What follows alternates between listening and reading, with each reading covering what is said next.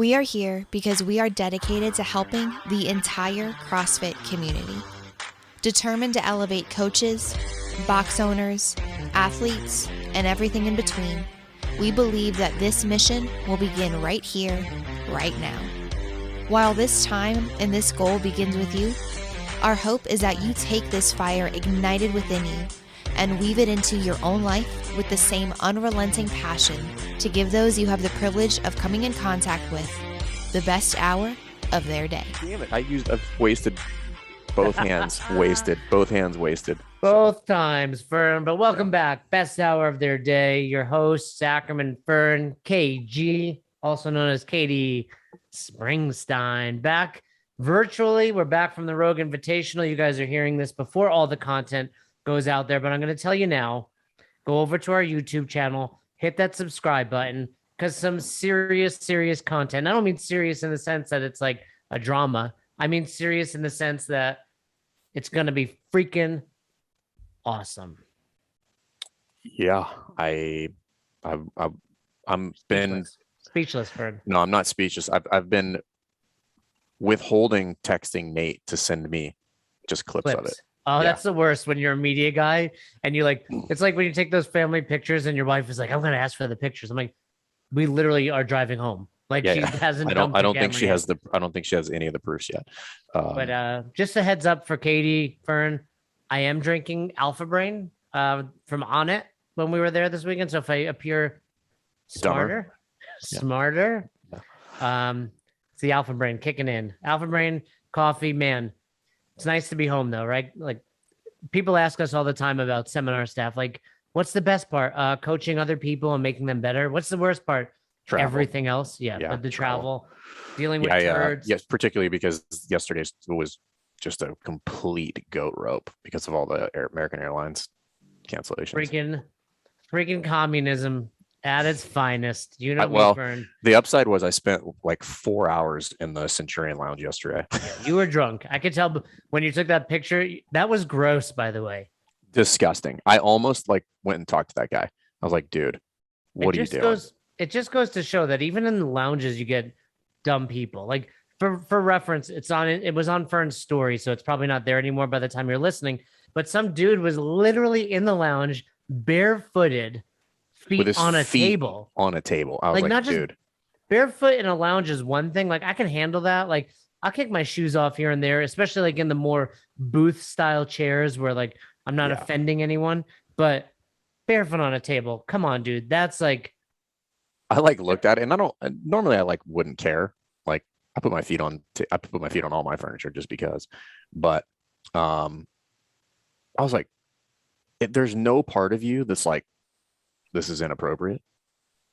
Like nothing in your, in your civil person is like, yeah, maybe that's kind of gross in a private / public setting to just throw up your bare dank ass feet up on in the lounge of the like this is in their nice lounges, by the way. Oh, Centurion is the best. And you said you were in Centurion by far. For the record, I definitely ditched Katie because she couldn't get into the United Club Lounge. I felt what bad a for loser. Katie. I'm gonna tell you this, Katie. I was like there and I was like, I feel really bad. This can be like one of those romantic like rom-coms where I come running after you and I'm like, Katie, I couldn't leave you. Like, let's hang out till your flight. And then I was like, nah. There's boiled eggs here and coffee. If I'm to like assuage any fake guilt that you have for leaving me, I was totally fine being by myself. Yeah, I mean, I get that kudos feeling. To you for the use of the term assuage because I actually just wrote that down to look up because I have no idea what it means. This Alpha Brain is not that strong. Yeah, it's not that. I need the new one. But Fern and I traveling so much, like one of the worst things I'm going to throw it out there Fern. You probably have this happen more than I used to, but when you would travel and then one of the seminar staff also lives near you and you're like, when you get to the airport, it's like brain dead. I'm not paying attention. So there's some people that want to keep the conversation going. And I'm like, no. Like, oh no, everybody knows the rules in the dirty South. Yeah. So I, Katie, part of me felt like you might've felt that way.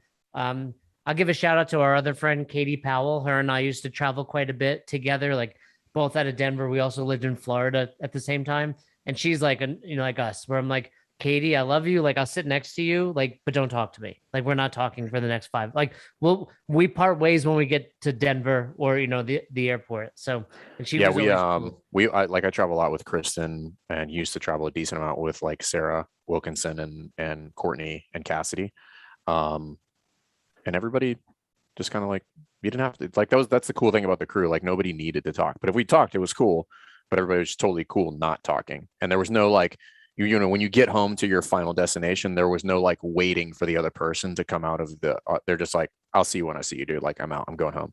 Oh, I've told you guys, I've left Roz at pre-check. Like, hey, I'll see you on the other side of this security. Well, that's a little different, but okay. No, especially now with Clear. Like, oh, by the way, funny story. So we're going through, Katie and I both had Clear. And even though I got stopped, like my license, like they were like, you've been randomly selected, blah, blah, blah. And I still got through faster than Katie somehow. Like, I don't know what was in your bag. And and she was literally like shoulder to shoulder with Ben Smith, but she couldn't tell because he had a mask on. I mean, the big Krypton on the pants, I guess, Katie, didn't give it away for you. Like, he literally had the massive like CrossFit Krypton on his pants. And I was like, you were standing next to Ben Smith, and the look of disappointment in Katie's I mean, I eyes. don't look, or I'm going through security. I'm not like looking at people, looking around, but you were trying to get my attention. And I was like, I was trying to okay. let you know, like, not like kind of like on the DL, but, and then, I want to give a shout out, Doc Spartan. First of all, use the code best hour, save yourself 15%. But on the way to Austin, we're going through TSA, and, I've got Clear and pre-checks. Most of your stories suck, but this one's kind of funny. So anyway, I'm going through, and my bag never gets pulled out because I'm not a dummy. Like, I know what to put in a bag. Can't bring water, 3 ounces of X, Y, and Z. Like, if your bag's getting pulled over, you're dumb. Like, did you not realize that knife was not acceptable on this plane? So anyway, they pull out my bag, and I'm like, what is in there? I know I bring a lot of food. And the lady was like, you have sea salt in this bag? And I was like, sea salt? And I'm like racking my brain, like, what could be sea salt? And she's like, it's in this pocket. And I'm like, oh, my ball powder. And she was like, what? And I was like, my ball powder. And she goes, first of all, usually TSA like doesn't let you touch your bag, right? They're always like, yeah, no, they'll no, no. typically ask you, hey, is there anything sharper that would injure me in the bag before they? But she was like, can you open this? And I was like, all right. The worst thing you can do, and this happened on the way back, on the way yesterday, some ladies like arguing because we both got pulled over for the random selection. And I'm like, you yelling at this guy is going to make it take longer for me. Just chill the fuck out. Like, they're just like, it's also going to guarantee that they're going to give you extra screening. Like, yeah, she was way behind after that. I'm like, look, they're doing their job. They're also not people like, they're not the type of people you want to argue. You're not going to gain anything by arguing. Strategically, so anyway, on the other end of the spectrum, if you see that person, immediately get behind them. Like, yeah, because you will get the best customer service. Oh, I've always just done like, that. I can't believe that person would be so rude like that. And they're How like, rude. they're like, what a jerk. Go right ahead through, sir. Yeah, like, and thank you. the flight attendants, like when they're doing the ticket thing beforehand, like being always. It's like, have you not realized, like, if you're just nicer to people, they tend to take better care of you. Like, how many upgrades and whatnot I've gotten just by being behind that asshole. So anyway, going through TSA, and I'm like, my ball powder. She's like, show me.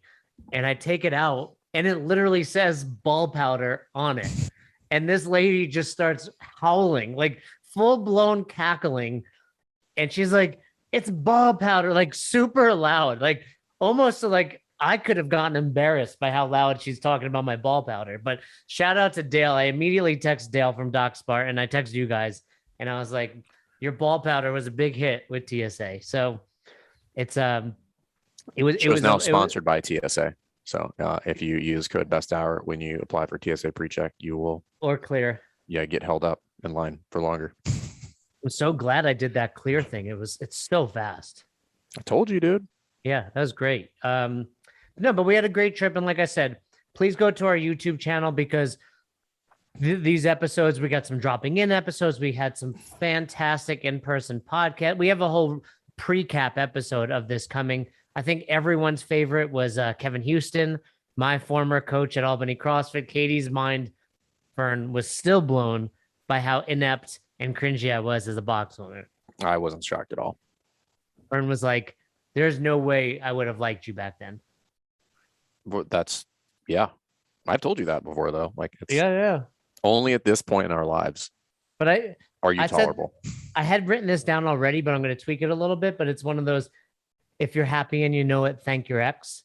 And, in this scenario, my ex is a coach. And, I think certain relationships work because of mistakes you made in previous relationships. So had I not been that, Michael Scott there, I might not be the partner I am today. So you're welcome. I mean, I'm basically your only good business partner in the entirety of your entrepreneurship.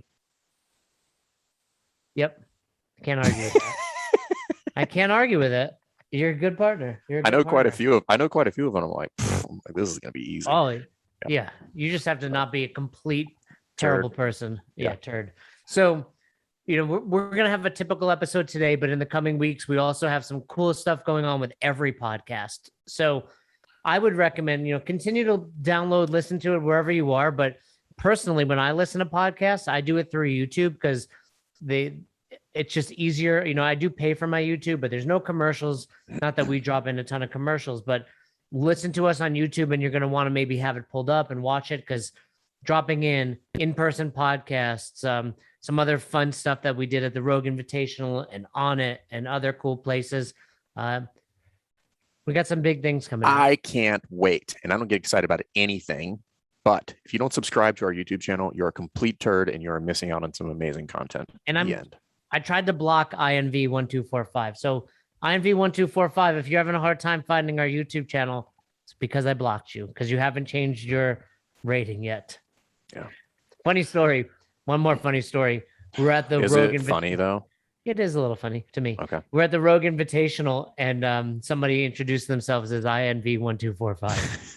I was like, you motherfucker. Well played. Well played. Let's dig in a little bit today. Something you and I have been talking about and we hear about a lot is like, I got to make these changes at the box and I got to make these changes here and there.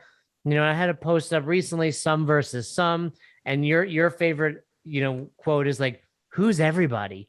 As in like, everybody wants to change the 9 a.m. class to 9:30. Oh, everybody or you, because you're late to work every day, like, the idea of letting the inmates run the asylum, in this case being the inmates being your coaching staff, but also your members.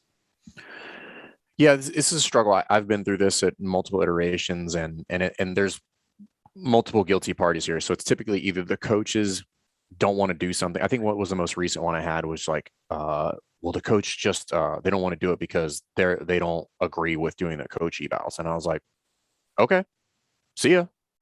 It's not up for discussion. And I was, and then a lot of the members or people in your sales pipeline, they're like, well, I was just looking for a membership that's like once every Tuesday of the lunar cycle. And I'm like, what is super weird, but I don't know. We don't sell that, or coaches, or like we've talked about before, coaches like, I'm not available for the 6 a.m. I'm like, you keep using the word unavailable. And I don't think it means what you think it means. Because you are definitely available at 6 a.m. You may not want to coach 6 a.m., but and I think where this got to the point where it's happening less for me is when I started really thinking about like really putting thought into why we were creating structure or parameters or SOPs or whatever, or processes or anything like that. And then creating them with logic behind them so that they make sense. And then B, explaining them to people, the why behind it.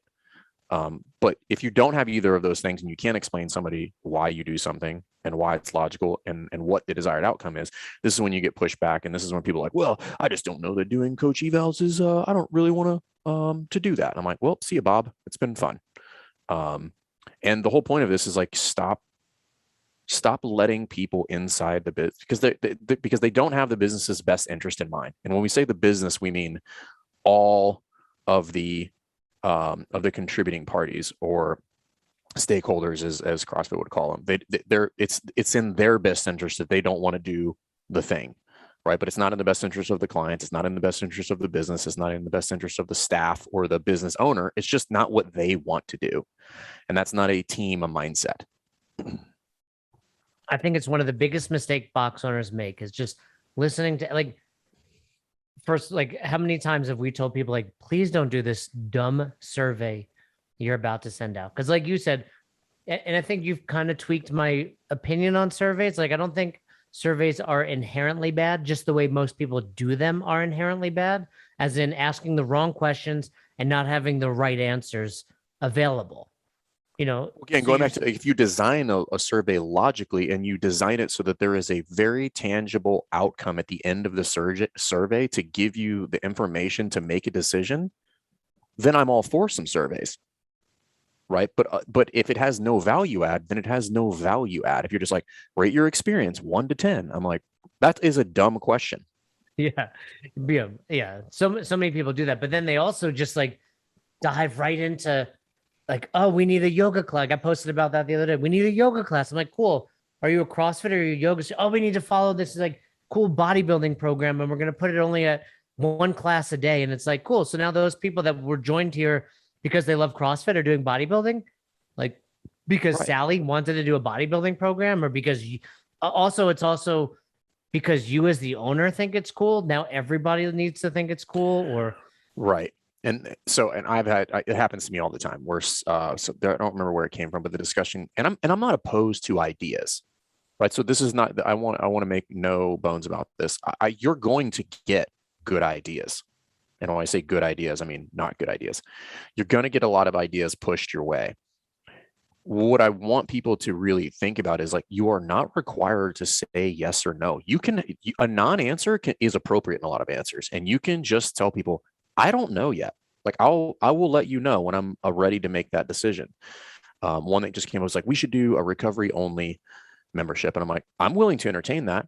It's not going to happen anytime soon because that is on the list of things that I have going on that are more important than that. Of 100, it's 104. but also tell me more about why and what does it look like and how much are we charging? You know, it's like all of that stuff. Like there's more thought that needs to go into that, which is like, what are we charging? What do they get? How are we going to promote it? How are we going to integrate it into, you know, the rest of the gym? What are we doing with these non-members who come in with the membership, and how does that work? You know, like the logistics of it.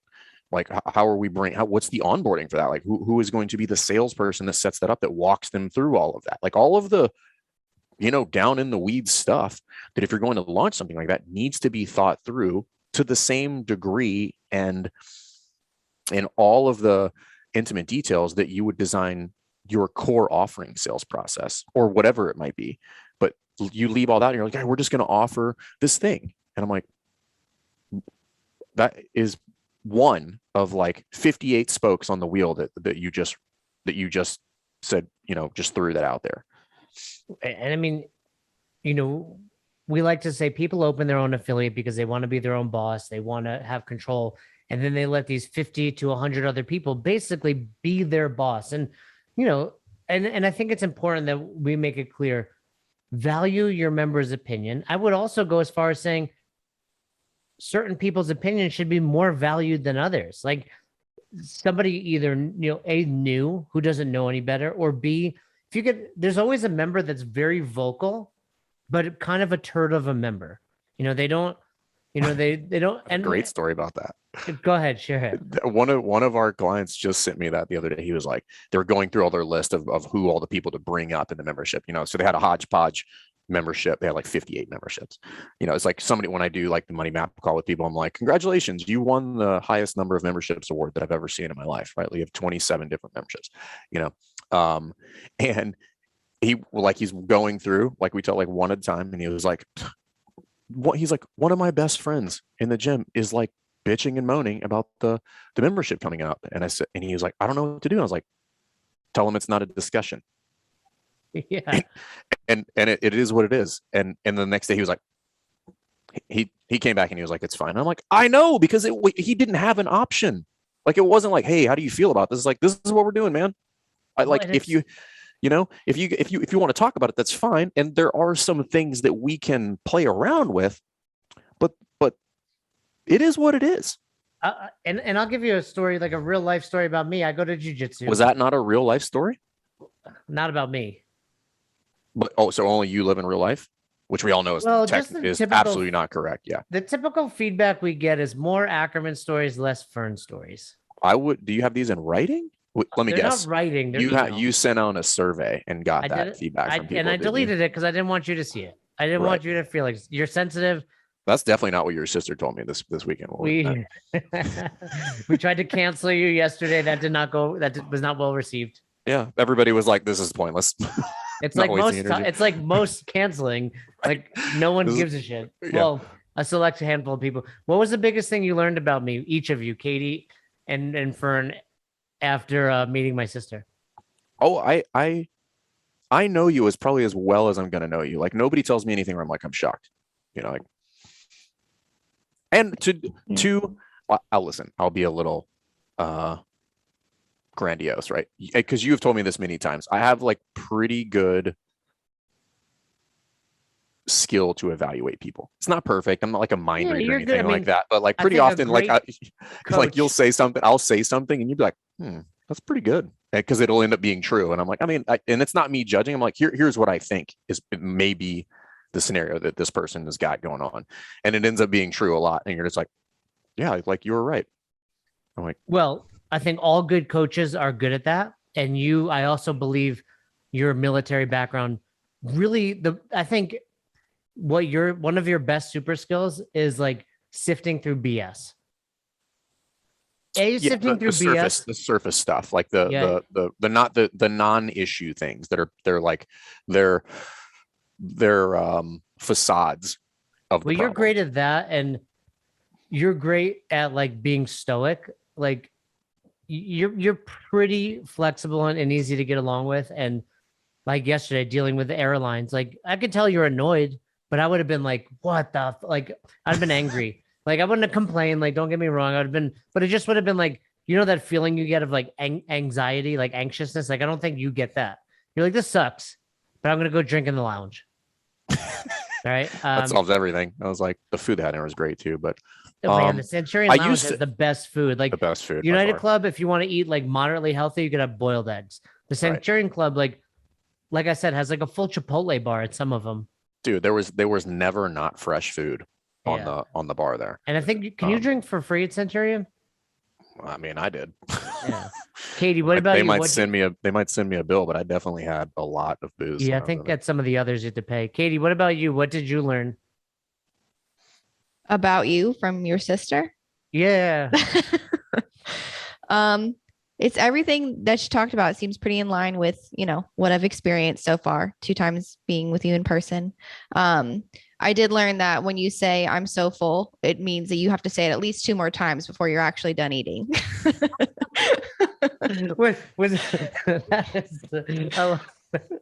Is that from my sister or from just observing you? Just observing you. Definitely have like some serious. So you definitely have some serious food neuroticism going on. Like when we went to go eat. Sense after?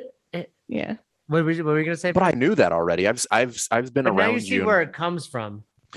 Kind of. I mean, the root cause was kind of the parents like, you have to eat all of that or whatever. But we drove up to a restaurant. Okay, if you want to know like how neurotic Jay is, we drove up to a restaurant. This is just water. But the point is not that it's water. The point is that you felt the need to do that when we were getting ready to walk into a restaurant. So he carries around that ridiculous gallon of water jug all the time. It's not ridiculous. No, it's definitely ridiculous. Like you're dying of thirst or something like that. It's as ridiculous as putting a water bowl in front of the dog at the gym. Like they're gonna just go die of thirst in the 1 hour that they're there. So we drive up to a restaurant. Dogs won't drink that water anyway, right? We drive to a restaurant where we are gonna get out and go eat food and drink fluid. And he felt the need to take, like, as we're getting out of the car, take a big gulp of that before he got out of the car, as if this restaurant ran out of water. Like, they're sorry, guys. No agua for you. Like, okay. You want to know my neuroticism? You want to dive deep? One, no. I'm going to give it to you. One, I like to finish my gallon every day. So period. What's the food? There's a what's it called? Where you're too fanatical about measuring your food and stuff like that. Yeah, I have that. Whatever it's called, I have it. Yeah, there's a term for it. And then also, I don't like drinking a lot typically at restaurants because it's cold. Like I don't like my water super cold. And I think that's typically weird. You like warm water? I like room temperature water. Yeah, I think that's more normal than you think. Katie? I have no insight on that. I like room temperature water. I prefer it to chilled. Yeah. So. Oh, and I don't I think like I cold. gave you I this like ice cold. compliment. I don't think I gave you this compliment, Katie. So let me give it to you on the air. Well done finishing all of your food this week. Jay scolded Thank you her so in much. our Yeah. retreat where he's just like, you're not going to eat all of your food? And I'm like, You left like But one also- scallop Stop. that But time. you know, again, just like tying this back into a little bit of your neuroticism, the idea that you're so fixated on what I do and do not finish, and it's because what I don't finish, you want to eat. Uh-huh.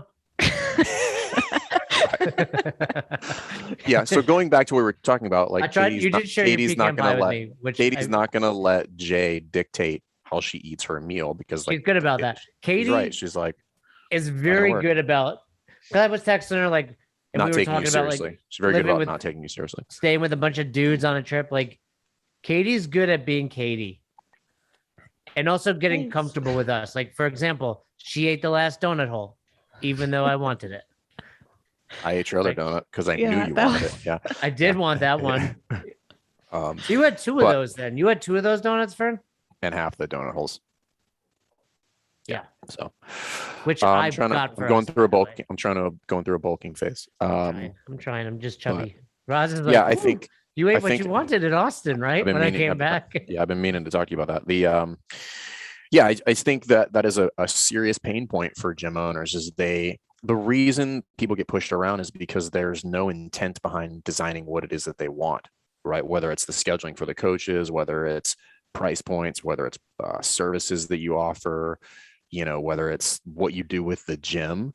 And I probably get 2 or 3 of these a week where a gym owner reaches out to have a question, and it's basically a conflict between themselves and either a staff member or a member, and simplistically, my very, very condensed version of my response is, you're the boss, right? The problem here is that you've not made any. Yeah. The problem is here that you've not made anything. You've not designed anything that makes sense. So you have nothing to stand on with regard to explaining what it is that you are doing and why. You don't even need the why, but if it's designed logically, then the why is inherently wrapped into that. And people are like, okay, I understand that. It's just like why just take more time to do that, because this is where people continue to make poor decisions over and over and over and over and over and get just pushed around by their coaching staff. The number of gym owners just like, well, the coach doesn't want to coach that class. And I'm like, okay, but then they don't work there, Yeah, I mean, we just had this whole kind of chat, right, Katie, with the coaches development group. And it's like, I think it works both ways. Like, coaches, you're not married to your affiliate, and owners, right, you're not married to your coaches. Like, I would say the majority of our, not the majority, but quite a few of our DMs that we get is like in vain with that. My coaching staff doesn't buy in. Okay, well, maybe then, change the people, but maybe you're the person that needs to be changed. And right, maybe they're not getting buy-in because you waiver on every decision you make right, based on the latest input from one of your members. But then also coaches, like, you're not stuck there. Like, there is a box close enough to your house that's willing to pay you your value. Go there. Like, I was literally just talking to a gym owner this morning, just finished up Affiliate U, like today. Today was our last call. And he was like, I'm glad you pushed me in this direction, because I was super resistant and I didn't think anybody would want this coaching job. And he's like, now in a position where I have like 3 or 4. And he's like, I didn't have that mindset. And I refused to believe that was a thing. And I'm like, it is a thing. Like, I've walked enough people through it. They're like, you will get that. And he was like, well, they only want to do part-time and do this thing. And I'm like, right.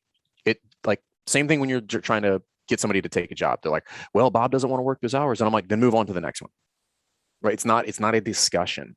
And I don't want this to seem so rigid and so, like, you're not a dictator, right? To some degree, you have to have some amount of authoritarianism, because it is your business. It's not like a nation that you're taking care of, right? But it kind of is.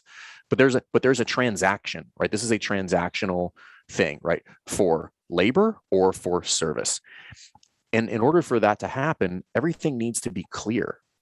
and you need to say, hey, this is what this is. And if you don't like it, that's fine. No harm, no foul. But we're going on to the next candidate or the next client, or no, I don't serve that. You know, for instance, I just had somebody who a member that I adore, and they're like, hey, I'm going to go to this other gym. Just let me know if we can work something out. And I can I can pay so much to come in and drop in and I talked to Cass. I was like, listen, I love this person, but like, I'm not making a special membership for them. They can pay a drop in. Yeah. Like I really do like this person. I like them a lot. Like they're just a genuinely good person, but I'm not doing that. That's not what we do. We don't have it available because you do it once, then that gets out and then somebody else wants to do it and somebody else wants to do it and somebody else wants to do it. So that's not an option that I'm going to offer this person. Like pay a drop in if you want to do that. I'm fine with that, but that's the deal. Well, and I think so many box owners deal with this because they don't know what the hell they're doing, really, is what it comes down to. They don't have systems, they don't have operations. I mean, not to toot our own horn, but we're on this call and Devin, CrossFit Control, who's just freaking crushing it under your tutelage, more members, just bought a freaking new house. Like, just like, I can't express enough. Like, he is crushing it. And he's just like, how does every, like, and I'm going to say this, and like, if you're a box owner, like I mean it though. He was like, how does everyone not do Affiliate U? And I don't get it. It's like nobody knows. What's that? Nobody knows. Nobody knows what? I don't think that many people know about it. Affiliate U? Yeah. Have you heard of it? I mean, what is it? Tell me about it. No, Sales pitch, go. Sales pitch, go. Put you on the spot. But, I mean, look, I mean, if you want to learn more about it, DM us. We'll get you the link to sign up. I don't like talking price, just like for a lot of boxes. We are getting ready to do a relaunch on a serious note. Like it's going to be awesome if you are interested, like reach out, but it is good. But in his, it's like not there good. was a lot. It's great. And I think any box that signs up will get a return on investment within 3 months. We don't guarantee it because you can be a turd and not do it, but I don't know. I'm gonna go pee. I have to pee so bad. But he was water this morning. I'm right, sorry. exactly. Keep talking, Katie. Exactly. But the point is, like, and he was resistant to a lot of things, right? But we put some things that he felt comfortable implementing because they make sense. And most of the people that we deal with are resistant to the change. Like, there's a handful that is like, anything you do, I'll do it. Anything you tell me to do, I'll do it. But a lot of them, it's uneasy because change is uneasy. And until they start to hold the line, make the changes, and then implement the changes, there's that sense of uneasiness. And then when the ball starts rolling, they're like, man, this is so great. I just got another text yesterday from somebody who's just like, hey, what you guys are doing works. Thank you. Like, it took us so long to like to get it in because we were kind of resistant about it. And I know that, like, I know when people are like, don't want to do it when we work with people. Like, I know when you're stalling because you're scared. That's okay. I get it. Right. But eventually they come along and they do it and they're like, God, like, I'm glad I did it. And I'm like, right. We just, from as your coach, I fucking told you so. Like, we could have done this like 3 months ago, but you give people that, because if they don't believe in it, then they're not going to do it, and it's not going to hold, and you're not going to hold your line. You're not going to implement. You're not going to do it every single time. Right. And it only works if it's done every single time. And mastery is the mastery of doing the monotonous. Mastery is the mastery of doing the shit other people don't want to do, or holding your line when other people will give it up. Right. That's what we're talking about when we're talking about mastering being a business owner, is like understanding why you do things, doing it the same way every time, improving it over and over and over, and then sticking to your guns when people challenge you on that. But at the same time, being objective and understanding, like, this thing needs to be evaluated, and we might tweak it, but we're going to tweak it on my terms, not because you came in here and demanded that I tweak it.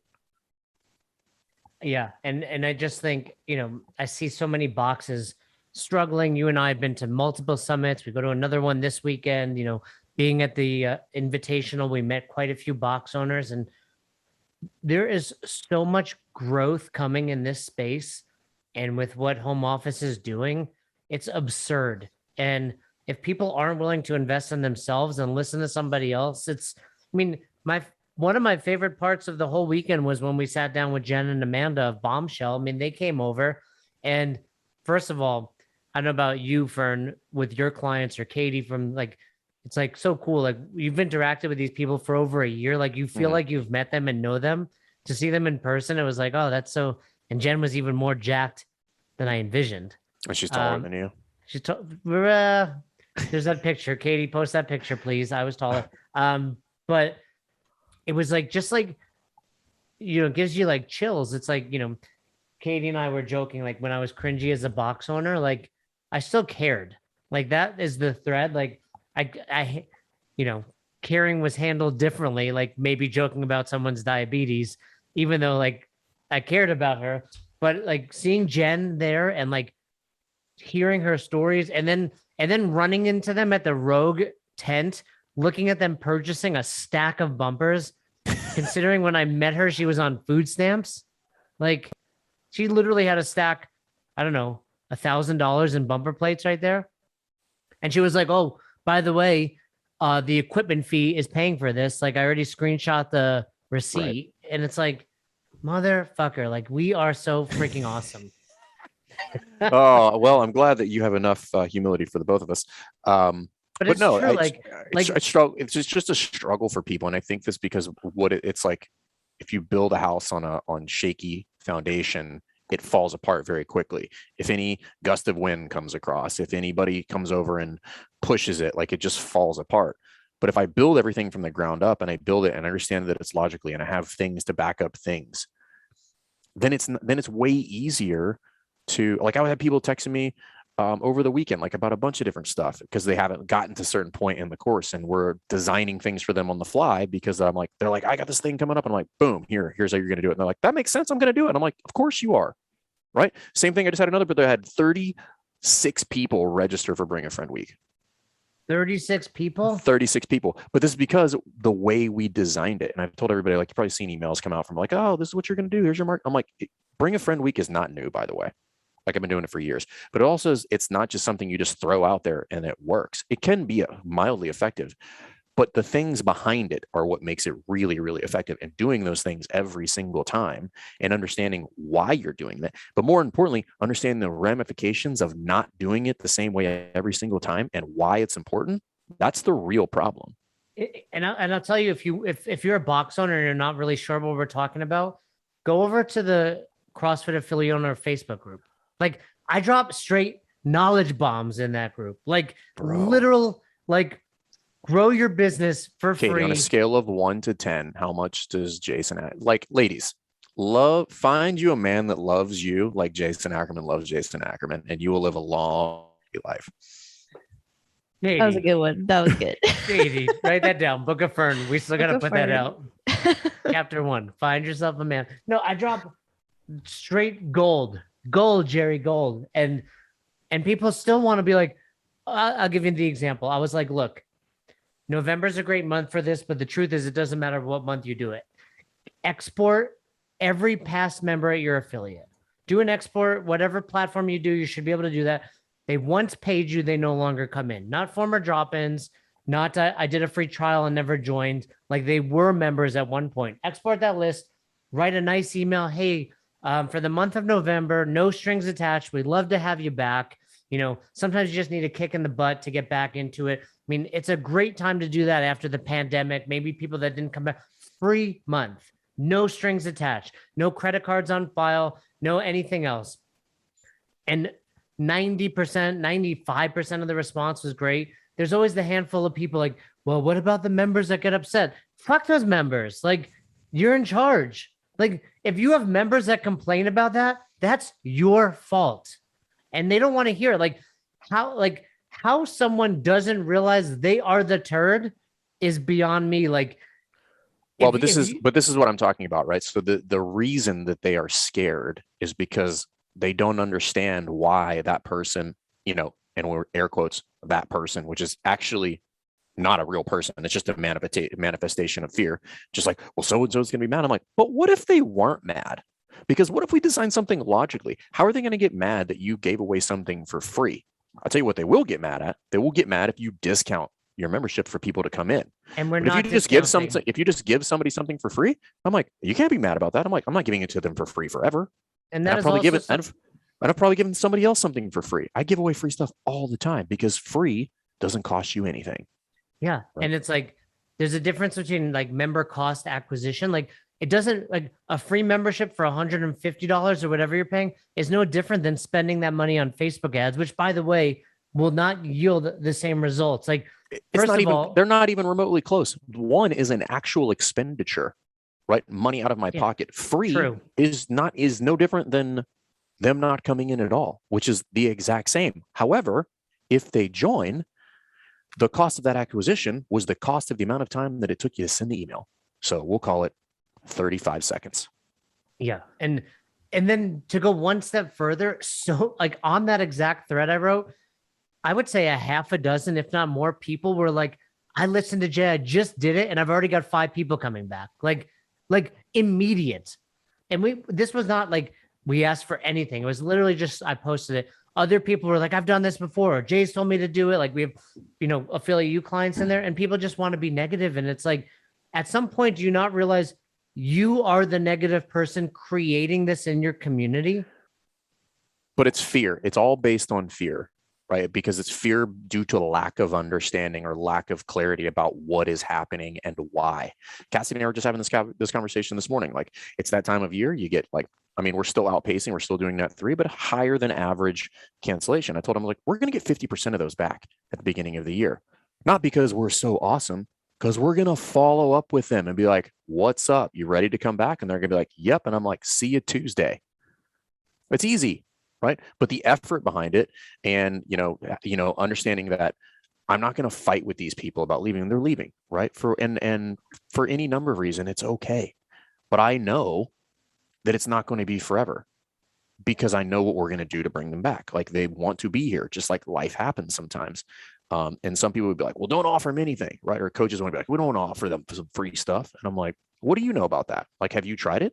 Like, what if it pans out great? Like, Which it will. And that's my point, is like, people will get pushback on it, saying, people like coaches who are like, well, we need to teach everybody the 9 foundational movements in order to come into the class. I'm like, no, you don't. No, you don't. blew some people's minds at the Seattle seminar about You do not need to do that. Again, and that's a manifestation of fear. It just happens to be the coach's fear. And as a box owner, you need to understand that and not have a battle with them. And then just say, again, he who asks questions is in charge. Why are you worried about that? Well, I don't want to have to make sure that this person knows how to snatch. I'm like, are you afraid because you don't think you can scale them appropriately? And they're like, well, I mean, I think I could do it. Well, then what's the problem? Or their answer is, yeah, I don't want to have to do that. I'm like, then I will teach you a couple of very simple scaling options that will make you a rock star. Done.